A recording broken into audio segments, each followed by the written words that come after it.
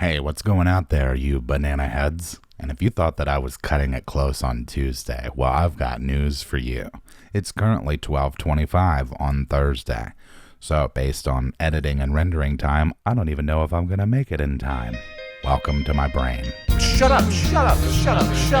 I'm embarrassed. Oh my god, it was the funniest article I've ever read in my entire life. I watched a couple of compilation videos on YouTube. I've got it all figured out. You're listening to the No Big Banana Podcast. Welcome back to the No Big Banana Podcast. My name is Charles, and this is the definition of scrambling at the last minute to get everything done. Hope everybody's having a good Thursday. Just want to make a quick note before we talk about D&D, because that's what we're doing on Thursdays now, don't you know? I know that I said that I'm not going to be that political, but I just have a couple of comments based on what's currently going on in the news. Trump is floating the idea of delaying the election. Call me crazy, but I've been saying this for weeks. I've probably been saying it for months. COVID is going to delay this election. We are not going to have it. And now that it's been put out there, that's what's going to happen. Now, some of you might be thinking, well, that's absurd. That would never happen. They would never delay an election for the president. I mean, that would go against everything that we are as a democratic republic. False. Incorrect. We're in a different world now. Half of the country supports that idea. Ask your friends that are Trump supporters. Say to them, do you think that it would be unconstitutional for the president to delay the election?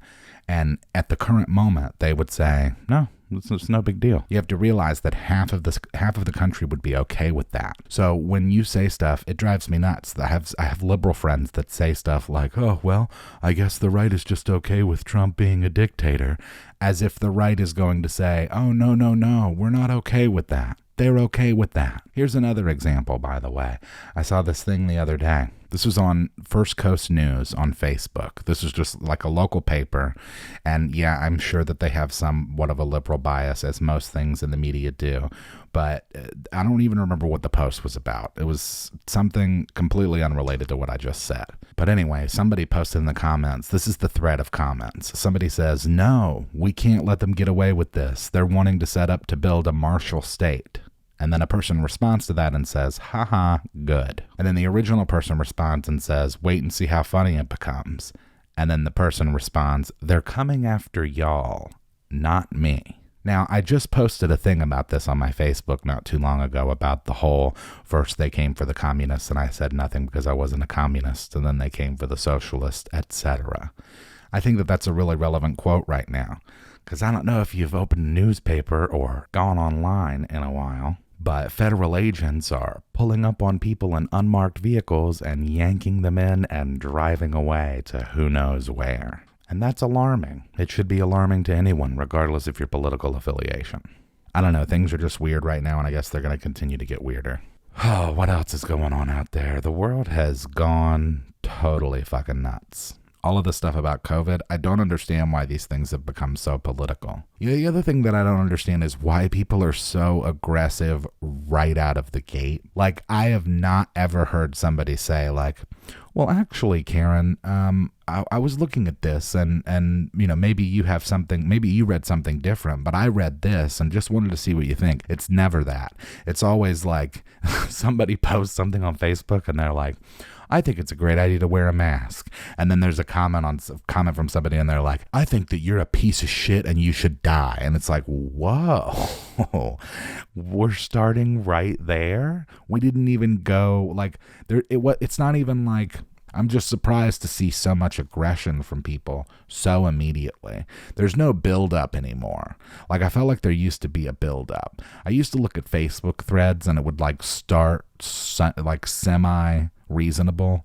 Like the conversation or the debate or the argument, it would start like somewhat reasonable. And then like it would devolve into like name-calling and swearing and saying crazy shit. Now, it just starts there. It's like the person in the comments saying, like, they're not coming after me, they're coming after you.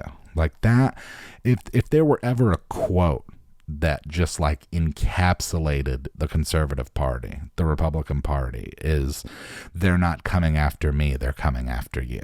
I have a lot of liberal friends that are like screaming about where are all of these Second Amendment people who say they have to, that it's our job and our responsibility and our right to protect ourselves from a tyrannous government.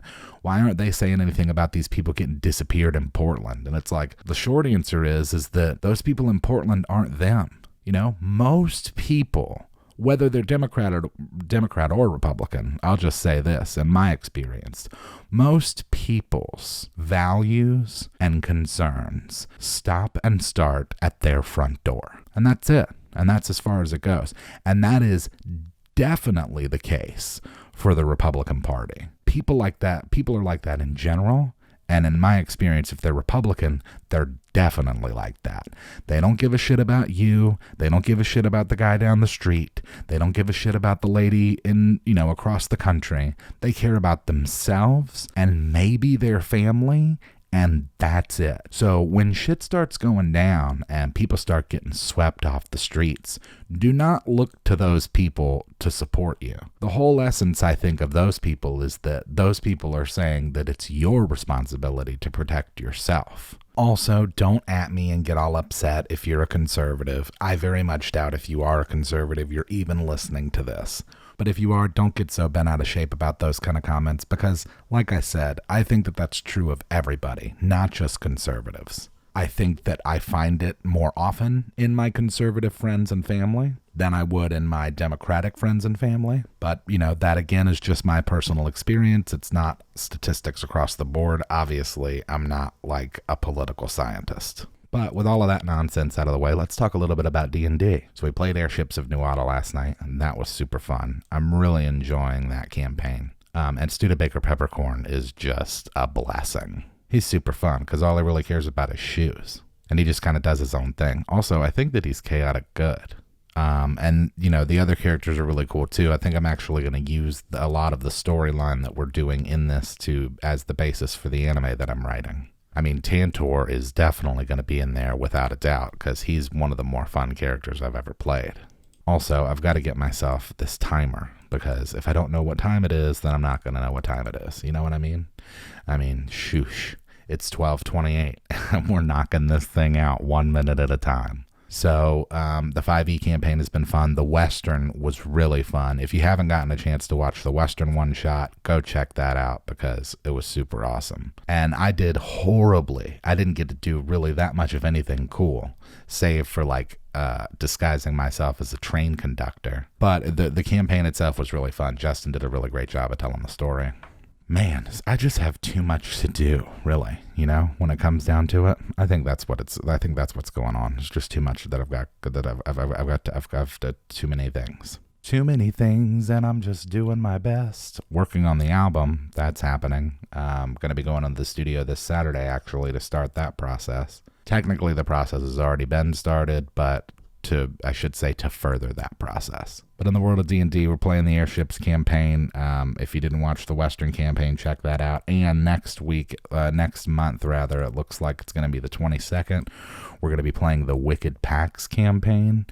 Now, let me say a little bit about Wicked Pacts because I am really taken aback by how cool this is. So it is a modern day game of Magic created by John Barfield. I didn't realize this, but evidently Jay and his wife Jane, who if you don't know, Jay plays Lance in the videos. And his wife does our set decoration and she does a lot of work with our merch and she's a big part of the channel. So evidently Jay and Jane met this guy at a con and he gave them the book. So he's been wanting to play it. I gotta say, it does look pretty awesome.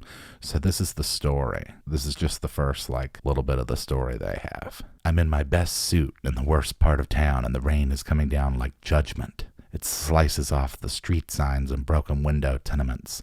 Bits of urban detritus? I don't know what that is. Detritus? I don't think I've ever seen that word. Cigarette butts, plastic bottles, burger wrappers drift by in the flood. A sudden rat bounds across the empty street, its body splashing in the current. It makes it to a stoop and hauls itself up the stairs, sheltering from the storm beneath the overhang, while it stares out into the deluge with beady eyes. If it weren't for the rain, I know I'd look like a mark. I'm dressed for a cocktail function, but the storm has transformed me. My blonde hair is plastered in flat locks against my scalp, and my dress pants and jacket look like they've been fished out of a lake. I have the hungry, desperate look of a businessman on the fall, and that's what makes me sure Wade will meet with me. I'm the only warm body sitting under this bus stop awning, and I know there can't be many cameras in this part of town, but it's still a good 10 minutes before he shows, peering out of the doorway of a basement apartment and then dashing through the downpour with a piece of ratty cardboard held over his head. He's got on a ratty gray t-shirt with a faded American flag, and his cargo pants are ripped at the edges. He's carrying a flip knife clipped to the inside of his left pocket, and he walks with his shoulders hunched in a way that suggests both a dog on the prowl and a dog that's expecting to be kicked. "You're lucky I'm here," he tells me, skipping right past the introduction, flinging aside the sodden piece of cardboard. He sits down on the bench opposite me. He's about 19 or so, and his skin's the sallow pale of a white kid who doesn't see the sun more than once or twice a day. "You need your medicine, old man?" I've got at most 11 years on him. Wade doesn't like to be laughed at, though, and he's one of the few dealers in this area that isn't put off by me, so I manage not to snort, if only barely. "I'm looking for something different, actually," I say. "Something new, something uplifting. You got anything you can prescribe me, Doc?" Wade digs in one of the cargo pockets, then pauses. He looks back up at me warily. "You're not a cop, right? You've got to tell me if you're a cop." "I'm still not a cop, Wade," I tell him. "I wasn't last time, I'm not this time, I don't plan to be next time." "You can never be too sure," he says, a touch defensively. I roll my eyes, but I let it be. I know I give off a weird vibe. People like Wade, people who stay in business because they keep their intuition sharp, have a way of sensing it. The rain is loud, giving cover to our conversation, but Wade still passes me the plastic baggie discreetly, and I keep it screened against my body while I study it. Red powder, 1/8 of an ounce in total, rests at the bottom. I have no guarantee that it's anything more than just dyed talc. But Wade hasn't been the type to rip me off, not when he thinks I still have a long way to plunge and a lot of money to shed before I hit rock bottom. And anyway, this is what I was hoping he'd show me. "What is this?" I ask, since that's what he expects me to do. Wade gives me a look like he can't imagine how boring old people are. "It's bliss," he says. "Raises you up high, makes you invincible, then smooths you out. You want to try a pinch?" "Not really, I think." "I trust you," I say, but there's a slight shift in my tone and Wade hears it. "Look," he says hastily, "I don't dip into the product, but I've got tons of repeats on the stuff, okay? Customers love it, and it's healthy, man. This isn't some Walter White shit that'll make your teeth fall out. This is some fair trade, locally sourced, artisanal eco shit. Only reason it's not being sold on the open market is that it hasn't gotten certified yet." His eyes get suddenly shifty, and I could tell he knows I've overplayed his hand. He doesn't actually know what's in the bliss, and that makes two of us. "How much is it?" I ask. Wade licks his lips. "It's selling like fire, man." "How much?" I repeat, all emphasis on the second word. I didn't come all the way to this part of town on short notice, stitching out on cocktails at a Raunch U fundraiser, just to get the runaround from a kid whose only real knowledge of economics comes from a YouTube video. 40 for what's in the bag, says Wade. "That's with my discount for a first-timer on the stuff and for being a reliable customer. Don't be a hard-ass." I remind myself that Wade doesn't know anything about me. If he did, he'd think twice before trying to pressure sale to move drugs. I peel 2 damp 20s out of my wallet and stuff them into his open hand. The baggie with the red powder vanishes inside my suit jacket. "If I need more, I can reach you at the same number?" I ask. Wade gives me a look that says not if I change it, but aloud he tells me, "You know how to find me." I nod. He's right about that. More right than he knows, but I didn't let him dwell on it. Snatching up the piece of cardboard, I position it over my head and stalk into the rain. Wade shouts something after me, but it's lost in the downpour. Okay, well, I mean, that's probably pretty important, right? The thing that he said. So the reason that I read all of that, gang, is because that is this is the game that we're going to be playing on the 22nd. And from what I understand, I for some reason, I thought when I first saw this Wicked Pacts game, it's a tabletop RPG, obviously, similar to D&D, and I'm assuming that this book serves as kind of like the PHB and everything that you need as far as being able to make the characters and tell the stories. From what I understand, it's more of like a detective noir, which obviously, based on that narrative, certainly seems like it. But let me see what the actual book says here. What is Wicked Pacts? Wicked Pacts is a story of our world, a world magic never left. It is a story of the street war that festers in every city, in the slums, and the subway tunnels, and the penthouses, dragging angels, mages, demons, and other beings into the fray. It is a story of backroom deals, drug sales, entangling alliances, lightning bolts, and 9mm parabellum. It is a story of those who cling to the law and those who only care for power. But most of all, it's a story about you. You decide how far you will go to protect humanity from the unseen. You choose between loyalty and valor or a place among the immoral elite. You kick down the doors of cultists, you analyze the mauled bodies that are found during the full moon, and you trace the demon-tainted amphetamines back to their lab. In the secret war, you are the thin line between order and bloodshed, between survival and discovery, between those who abide by the old laws and those who have entered into wicked pacts. Yeah, so this sounds pretty awesome. Just looking over it briefly, it seems like there are a lot of similar traits from D&D. It looks like you've got hit points and magic points, you've got skills and spells. It talks about character creation. It looks like instead of races, you pick bloodlines, which is pretty fucking cool. So you've got angel blood, pure blood, demon blood, half blood. Yeah, I think I might go half blood, right? Like Harry Potter. That's the way to go. That's the move. And then you've got your attributes. They seem pretty standard. Carrying capacity, effects of major arcana. Oh, shoot. They've got tarot cards in here, too. That's pretty cool. I know a bit about those. Just a little bit. But this looks really fun. I'm really I have to say the one-shot thing has really opened a door for me in the sense of playing other games. Because, I picked up 3.5 back in 2005, 2006, 2005, late 2005. And that's pretty much all I played for, we probably played a decade before we really kind of stopped. Didn't play 5e until we started the We Play. The We Play was the first 5e campaign that I'd ever played. And look, 5e's okay. Obviously, I have my gripes about it, my complaints about all of the fun stuff from 3.5 that just isn't there anymore. Some of the skills are just, let's take a look. Let's take a look at the 3.5 skills versus the 5e skills. What's not there anymore? I know I wrote an entire song about this on my album, but still. So there are things that just aren't there anymore, like appraise. Why is appraise not there? How would you appraise if you wanted to in 5e? What would you do, like insight? I don't know. I feel like there's too much time spent doing that too. That's another thing I've noticed with 5e. There seems to be a lot of time spent on if you wanted to do this, what would the check be? And it's if this were 3.5, there would be a check for it, because that's just how 3.5 rolls. There's tons of skills and there's all kinds of checks for everything. In 5e, not so much the case. You just kind of have to and some people might argue well, that makes the game more yours. That gives you more customization in terms of being able to how to do the skills and stuff. I don't know. I just find it highly annoying. I don't know what we're going to be doing for our one shot in September, but I know what we'll be doing for our one shot in October because I'm DMing that. And I don't think that I want to do that actually on Halloween. I'll see what everybody else wants to do, so probably not. Probably going to be doing that on the week before Halloween, on the 24th.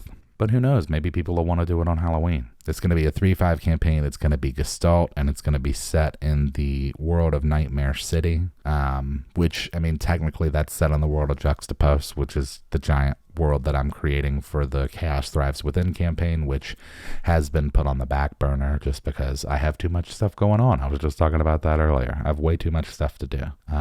So much so that I also have a script that I have to write this afternoon because we're going to be shooting in 5 hours. So this is pretty much just how I roll. Was anybody else like that? I was like that through my entire school career. I would never do homework. I would do homework 5 minutes before class, if I did it at all. I don't know what that's about. Putting things off to the last minute. Maybe I thrive. I don't know if I thrive under pressure. Like I said last episode, I think that's just how I operate in general. That's just the way that I do things. Maybe I feel like I can't get things done if I'm not pushed right up against the deadline. It could be the writer in me as well. But that's just kind of how it's been going lately. Things have been good for the channel. We've gotten some great sponsorships. We're getting better sponsorships. And more importantly, we're getting more specified partnerships. So what I mean by that is, like, we obviously have some of the sponsors that just want to pay us a la carte for us to do the ads. But then we also have these other companies who want to kind of create more of a long-term relationship with some like networking stuff. I don't want to get too much into that because, I don't want to violate any kind of terms of anything. But just want to put out there to let everybody know that things have been going very well for the channel as of late. Hopefully that means it's going to be able to let me to get out of my part-time job and kind of shift focus back to doing this full-time. Because if I'm doing this full-time, I can get a lot more done. Notably, I can make sure that the podcast is ready and available before, an hour before it's supposed to go up. Anyway, I'm looking forward to the Wicked Pacts campaign. I think that's going to be super fun. I don't know. At this point, I'm just kind of running out of stuff to talk about. Man, it sure would be nice if I had anybody else to talk to on the podcast. Wouldn't that be awesome if there was like, man, I wonder if I could think of who would be good to be on the podcast with me? Because right now I do it alone. So this is a podcast that I do by myself, Tuesdays and Thursdays. I don't know if you knew. It would be cool if I had somebody else to do it with, but I'll have to think of another person. And then, more importantly, that other person would have to come and do it with me. They couldn't just say, like, sure, I'll do your podcast and then never go. Anyway, I'll think about it. But, dude, now that I'm looking at it, there seem to be even more skills in Wicked Pacts than there are in 5e. This is going to be super cool. I'm excited for Jay to DM this, and I'm excited to play it. And I really can't wait to do my 3-5 Gestalt campaign, because that shit is going to be totally out of control. But that's just, how we got to do. Oh, you know what that means. Those are the symbols of freedom.